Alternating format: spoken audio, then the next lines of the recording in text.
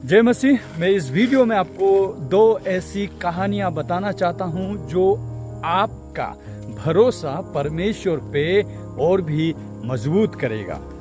तो पहला कहानी है मेरा बेटा का। जब वो करीब 4 साल का था, मेरा बेटा मैथ्यू, उसे मैं हॉस्पिटल ले जाता हूँ। कारण क्या था कि उसके जंग पे यानी कि उसके थाई पे एक फुंसी निकला, यानी कि एक बॉयल का जैसा होता है, जिसके अंदर एप्सिस यानी कि पूरी तरीके से इन्फेक्शन होके पस भरा हुआ था और वो बॉल की तरह फूल गया था। तो उसे सर्जरिकली जितना भी उसका पस है उसको ड्रेन करके उसका ट्रीटमेंट होना था। तो इसीलिए मैं उसे हॉस्पिटल ले जाता हूँ। तो हॉस्पिटल में चाइल्ड सर्जन जो है देखकर एग्जामाइन करके 3 नर्स को बुलाता है और सीनियर नर्स से कहता है कि देखो, आप इसको इंसाइज करके यानी कि इसको काट के इसका जितना भी पस है बाहर निकालो और ड्रेसिंग करो। उसके बाद में इन्हें भेज दो। साथ में वो प्रेस्क्रिप्शन भी देते हैं, एंटीबायोटिक डोज।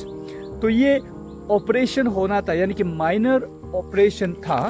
तो जिसके लिए ये 3 नर्स जो है मेरे बेटे को पहला फुसलाकर ऑपरेशन थिएटर के अंदर ले जाता है। तो मैं भी पीछे पीछे जाता हूँ। मैं दरवाजे के कोने में खड़ा होकर देखने लगता हूँ और ये तीनों नर्स जो है मेरे बेटे को, जो बहुत ही डरा सा था, उसे फुसलाकर चॉकलेट देंगे, ये देंगे, कहकर उसे लेटा देते हैं।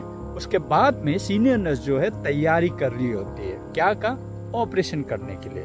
2 नर्स थे, उनमें से एक जो है मेरे बेटे को हाथ पकड़ती है और दूसरा वाला जो है पैर को दबोचकर धीरे से मेरे बेटे का पेन को नीचे सरकार देती है। और ये सीनियर नर्स तो ऑलरेडी चाकू और कुछ दवा हाथ में लेकर वो बात करके उसका जो बॉयल है उसे काटने के लिए थोड़ी सी दवा लगा रही होती है कि मेरा बेटा जो है पैनिक हो जाता है और वो लात मारने लगता है। और जो नर्स पैर को दबा रही थी वो थोड़ी सी शायद कमजोर थी, इसीलिए वो पैर को संभाल नहीं पा रही थी।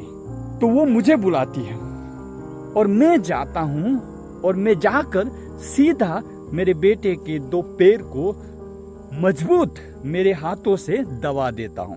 और मैं अपने बेटे का चेहरा में देखकर उसके आंखों में देखता हूं तो मुझे क्या नजर आता है, गुस्सा मेरे प्रति। और मुझे लात मारने की कोशिश कर रहा है मुझे, और मम्मी मम्मी कह के चिल्ला रहा है।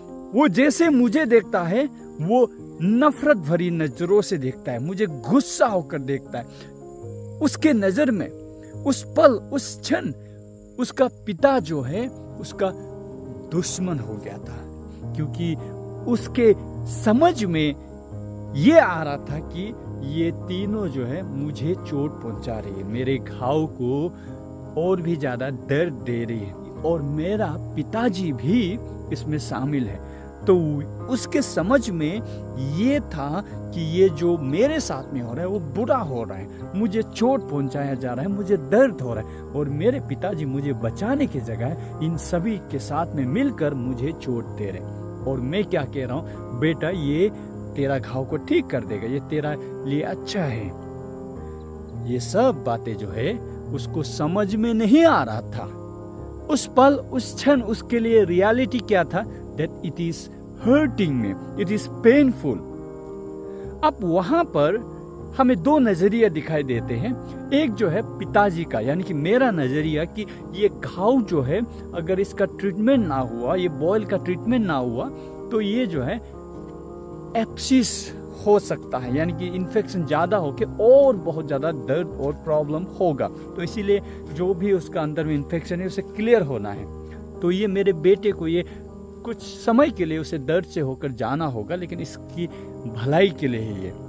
और मेरे बेटे का नजरिए से जब देखते हैं चीजों को तो ये लोग मुझे दर्द पहुंचा रहे हैं, और साथ में कौन शामिल है, मेरा अपना पिताजी भी। तो हम दोनों का समझ में जमीन और आसमान का फर्क था। मैं 27 इयर्स का था तब, और मेरा बेटा जो है करीब 4 साल का। तो अब क्या होता है, 2 नजरिया से एक ही सिचुएशन को देखा जा रहा है। एक जो है जिसका समझ जो है लिमिटेड है, यानी कि वो अपने पिताजी के बराबर नहीं सोच सकता। इसी प्रकार से हमारा परमेश्वर और हमारा समझ का बीच में जमीन और आसमान का फर्क है। वचन कहता है मेरा सोच जो है तुम्हारा सोच नहीं, वचन कहता है।